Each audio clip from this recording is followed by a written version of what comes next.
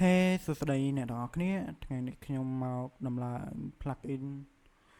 មួយសម្រាប់អ្នកនរគ្នានិយាយរួមទៅគឺ plugin នេះទាំងអស់នេះណាអញ្ចឹង plugin ទាំងអស់នេះគឺមាននៅក្នុងក្រុម VIP ហើយអ្នកនរគ្នាចង់បានអាចតាក់ទងមកខ្ញុំបានplugin នេះវាល្អក្នុងការ mix score mix sound mix សលេងអីចឹងអញ្ចឹងវាមានតាមដំណាក់កាលរបស់វាមានច្រើនអ្នកនរគ្នានេះអ្នកនរគ្នាមើលទៅនេះវាមានប៉ុណ្ណឹងចឹងអញ្ចឹងអ្នកនរគ្នាចង់បានអាចតាក់ទងមកខ្ញុំបានណាអញ្ចឹងខ្ញុំប្រាប់ពីវិធីសាស្ត្រដំឡើងហើយបើអ្នកនរគ្នាចង់ដំឡើងឬមួយក៏ចង់ដំឡើង plugin អីណាដំឡើងអត់បានអីអាចតាក់ទងមកខ្ញុំបានណាអ្នកនរគ្នាខ្ញុំទទួលដំឡើងគ្រប់ plugin លើកលែងតែ plugin license ទេដែលខ្ញុំអត់មានលុយព្រោះយើងត្រូវការទៅទិញគេអញ្ចឹងplugin ទាំងអស់នេះគឺយើងអាចដំឡើងបានប្រើបានអត់អីទេហើយបើអ្នកនរគ្នាដំឡើងអត់កើតឬដំឡើងអត់ចេញឬមួយក៏វាមានបញ្ហាអីមួយអ្នកនរគ្នាអាចតាក់ទងមកខ្ញុំបានអូខេអញ្ចឹងអ្នកទាំងអស់គ្នាជាដំបូងអត់មានអីពិបាកទេអញ្ចឹងកន្លែងនេះគឺជាយើងនៅក្នុងតកូមមកណាអញ្ចឹងplugin នេះគឺពិបាករកមែនទែនចាំខ្ញុំដាក់ចូលប្រហែលជាខ្ញុំដាក់ចូលទៅក្នុងក្រុម VIP ចាំអ្នកទាំងអស់គ្នាចង់ចូលក្រុម VIP អាចតាក់ទងមកខ្ញុំបានអូខេអញ្ចឹងគឺយើងតម្លើង plugin នេះសម្រាប់ខ្ញុំបិទកម្មវិធីកញ្ចក់មេរោគហើយបន្ទាប់មកខ្ញុំคลิกម៉ៅស្ដាំហើយយើងយកពាក្យ run នេះមកអូខេបន្ទាប់មកយើងចុច accept បន្ទាប់មកហើយចុច next ហើយយើងចុច next ទៀតបន្ទាប់មក next ទៀតអូខេអ្នកនរគ្នាបើអ្នកនរគ្នាប្រើ Pro Tools អ្នកនរគ្នាអាចយកនេះបានណាយកនេះ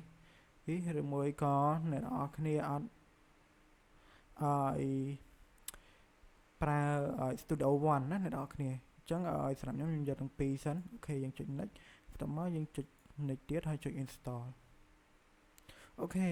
បន្ទាប់ប៉ុណ្ណឹងហើយគឺហើយអ្នកនរគ្នាគឺវាស្រួលមែនតើយើងចូលទៅកាន់ SL មកតែវាឃើញអត់អូខេយើងចុចយក refresh plugin មកអូខេយើងចុច OK មកនេះចេញមកហើយអ្នកនរគ្នាអញ្ចឹងSL25 គឺវាស្គាល់អ្នកនរគ្នាអញ្ចឹងគ្នាយកមកហើយបន្ទាប់មកអ្នកនរគ្នាញ៉ាំនេះមកអូខេអានេះគឺជាTry Me Crazy គឺជា plugin មួយដែលវាល្អដែរណាអូខេអញ្ចឹងយើងមើលនេះអូខេខ្ញុំសុំ select មើលបន្តិចមកនេះអ្នកគ្នា This plugin is just pure chaos but sounds so good. I need to feel love now. I need to feel love now. So it's a plugin called Drive Me Crazy and it is 20 ដោយអ្នកនរគ្នាបានឃើញហើយគឺ plugin នេះគឺវាមានអត្ថប្រយោជន៍ច្រើនកន្លែងនេះមួយទៀត plugin មួយទៀតអូខេយើងចុចតឡើងមកខ្ញុំចង់ដឹងមើលតឡើងវាច្រើនមកតោះចុច next install យកមកណាអ្នកនរគ្នាអត់ពិបាកទេអូខេចុច finish បន្ទាប់មកយើងមកបើក SL មួយសារទៀតមកអូខេយើងអូខេ refresh scan អូខេឃើញមួយទៀតហើយចាប់ទាញវាដាក់មកអូខេនេះជា plugin ហ្នឹងនិយាយរួមទៅគឺ plugin នេះវាងាយស្រួលសម្រាប់យើងអញ្ចឹងយើងចង់បានបែបម៉េចគឺវាដាក់នៅក្នុងហ្នឹងយើងអញ្ចឹងយើងអាចរាវតាមហ្នឹងទៅយើងអាចសេរីវាតាមហ្នឹង volume របស់វាមានណាអូខេតោះមកខ្ញុំសាកតឡើងផ្សេងទៀតមកអូខេអានេះជាប្រភេទ VST ណាបើវាជាប្រភេទ VST យើងស្រួលតែយើងគ្រាន់ copy វាយកដាក់អូខេអញ្ចឹងយើងមកតឡើងនេះម្ដងអូខេចុច next បន្ទាប់មកយើងចុច next ទៀតមក next ហើយយើង install អូខេបន្ទាប់មកចុច finish អូខេ refresh វាមួយមក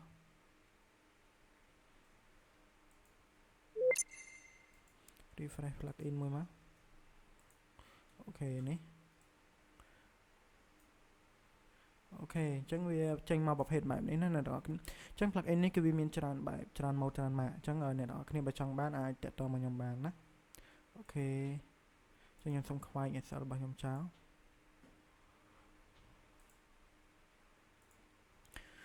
អូខេមើលនីតិវីដេអូមើលប្រហែលនាទីហើយ4នាទីហើយអញ្ចឹងយើងអាចតឡើងមួយទៀតទៅដើម្បីឲ្យគ្នាយើងមើលទាំងអស់គ្នាខ្ញុំសុំមក demo delay នេះម្ដង ខេអញ្ចឹងយើងចុចយកនេះមកគេយកយ៉េយើងចុចឲ្យសឹបហើយចុច next next next ហើយយើង next ទៀត next ទៀត install ស្រួលអ្នកនរគ្នាអូខេតោះមកខ្ញុំតឡើងឲ្យច្រើនបណ្ដោយមកគេ next set អូខេចុច finish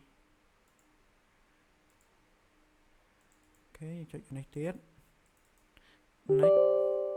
install next next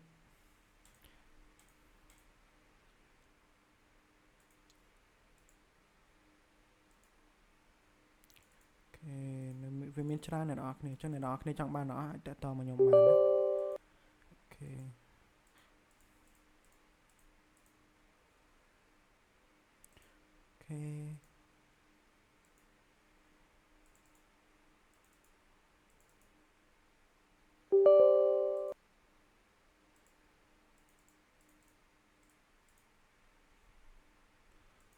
ចុច finish មក